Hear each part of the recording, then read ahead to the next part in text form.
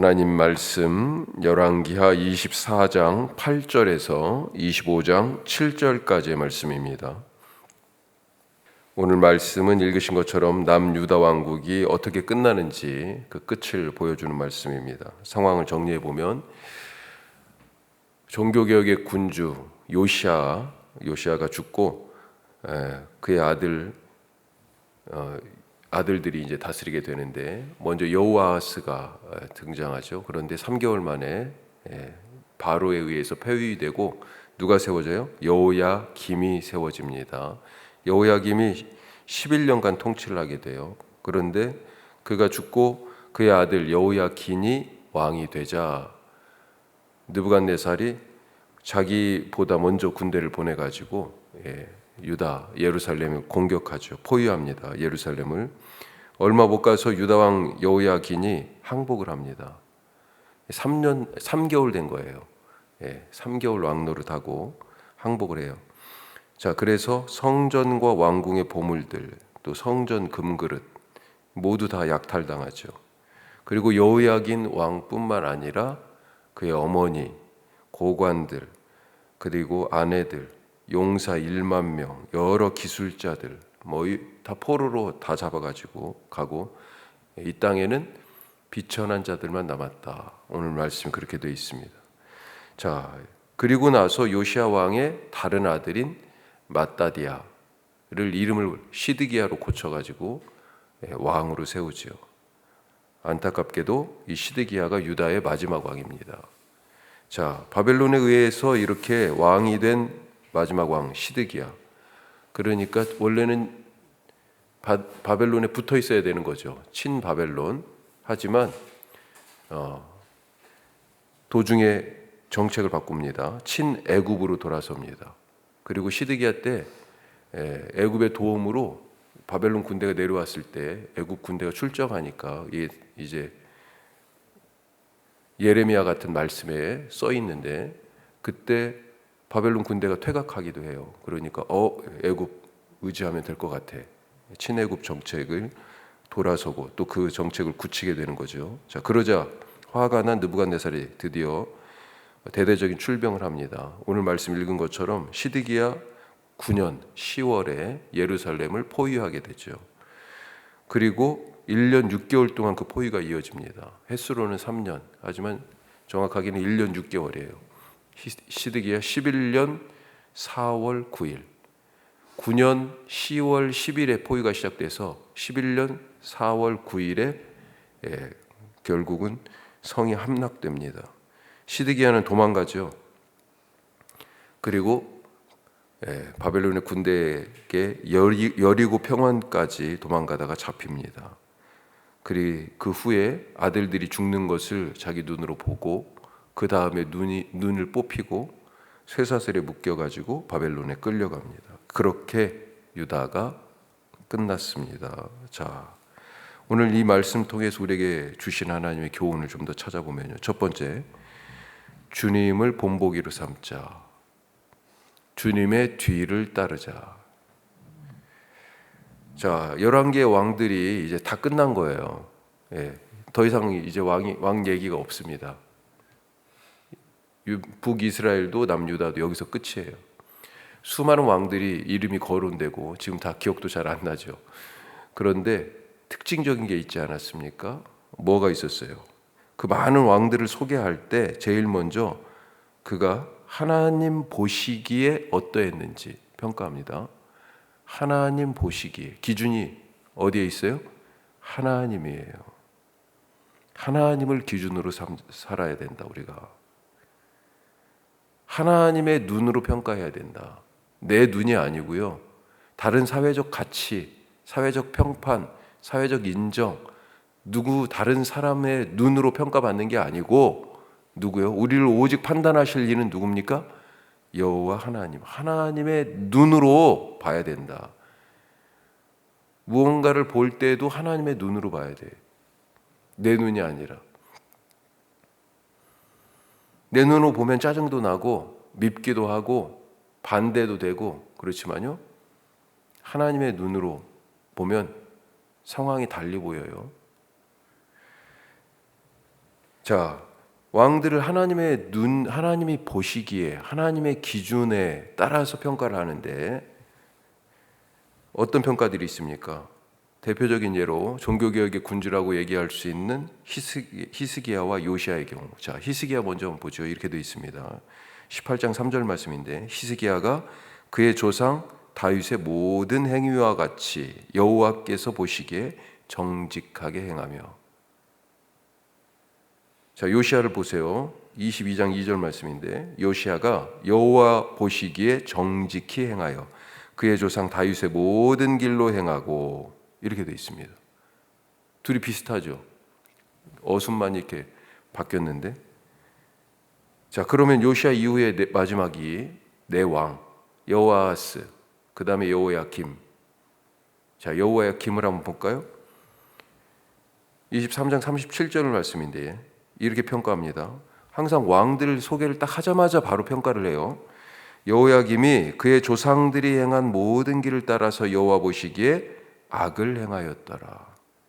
그리고 나서 오늘 우리가 읽은 말씀 중에 여호야긴 9절 말씀이죠. 뭐라고 되어 있어요? 그의 아버지 여호야김의 모든 행위를 따라서 여호와 보시기에 악을 행했다. 마지막 왕 시드기야는요, 똑같은 말씀이에요.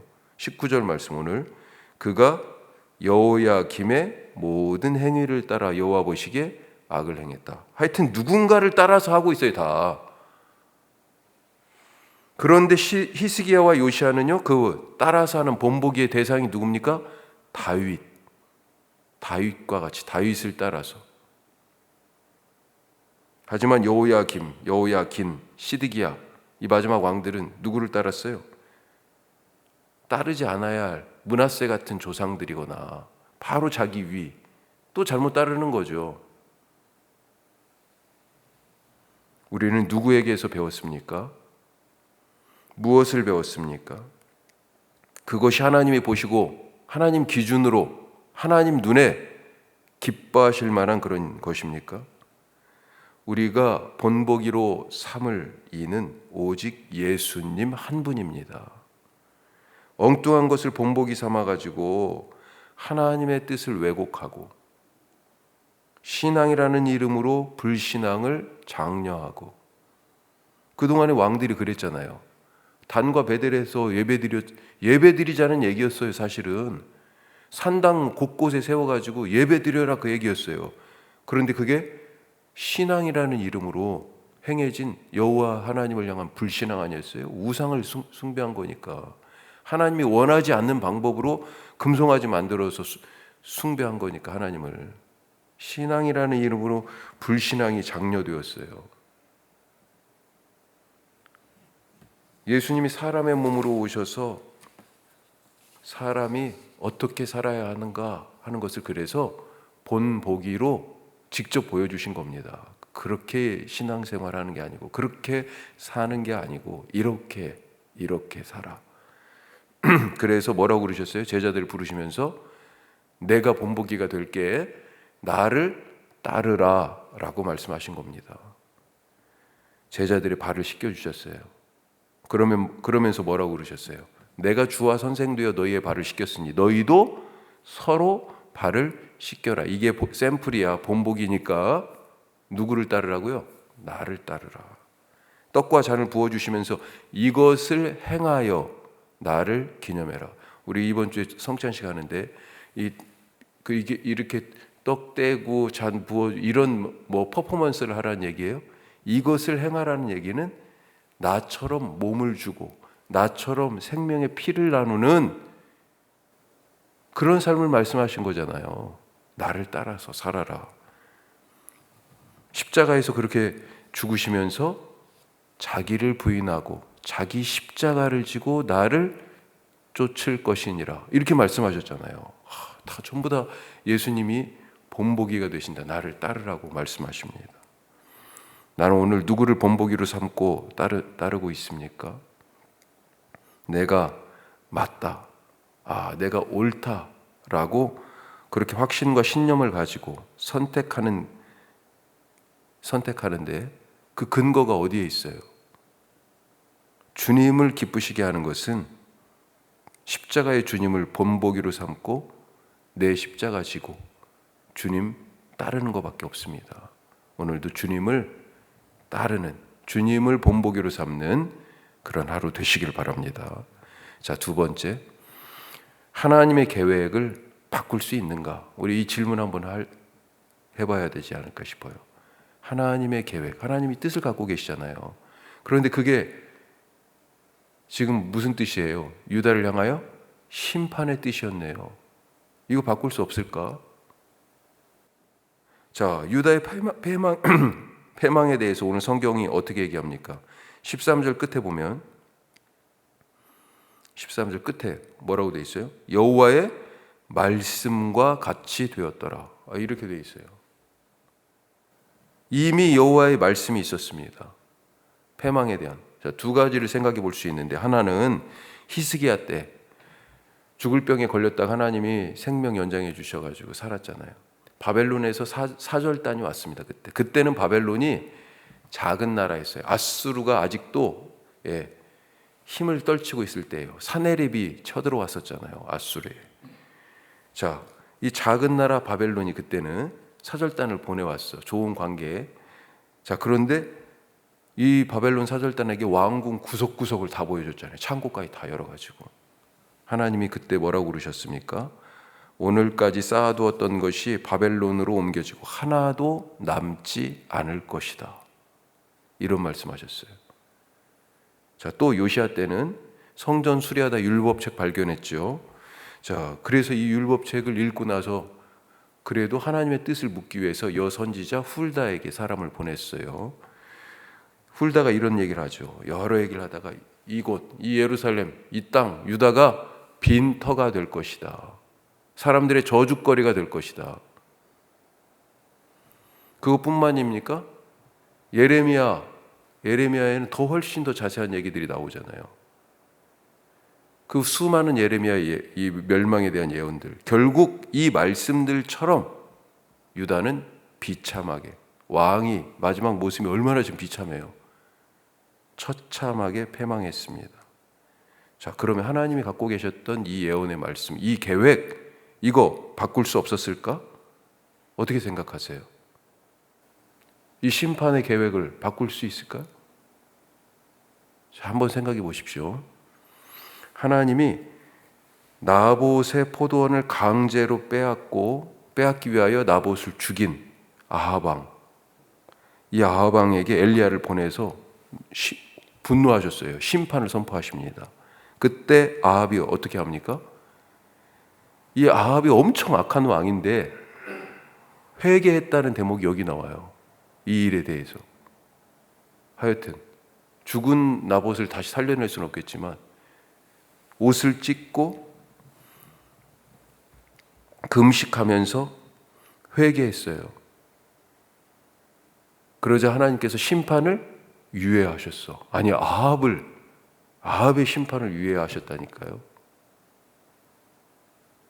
열왕기 우리 나오는 말씀입니다. 열왕기 상 끝에 나오죠. 요나를 통해서는 어땠습니까?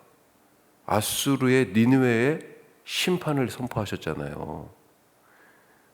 바벨론하고 다르게 사실 아수르는요 더 악독하고 무자비했습니다. 민족을, 사마리아 같은 경우도 사마리아 사람들 전부 옮겨가지고 다른 데다 살게 했잖아요. 다른 데 살던 이방 민족들을 사마리아 땅으로 이주시켜가지고 혼혈을 만들었잖아요.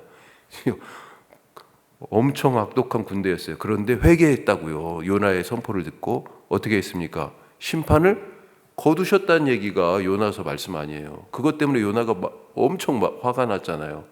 내 이럴 줄 알고 이 말 안 하려고 했습니다. 니네 안 오려고 했습니다. 하나님의 뜻을 돌이켰네요. 하나님의 마음을 움직여서 그분의 계획을 바꾸는 것, 진심뿐이에요. 진심 어린 회개, 이거밖에 없어요. 유다의 마지막 때, 지금 보니까 우리 시대, 지금 오늘이 그때 유다의 마지막 때 못지않지 않습니까? 하나님의 심판을 두려워합시다. 그리고 그 심판 앞에서 진정한 회개로, 진실로 우리의 죄를 내려놓고 간구합시다. 은혜를 구합시다. 하나님은 어떤 분이에요? 은혜롭고 자비롭고 노하기를 더디하시고 자기 아들을 내주시면서까지 우리 죄를 사하시고 구원하신 분이잖아요.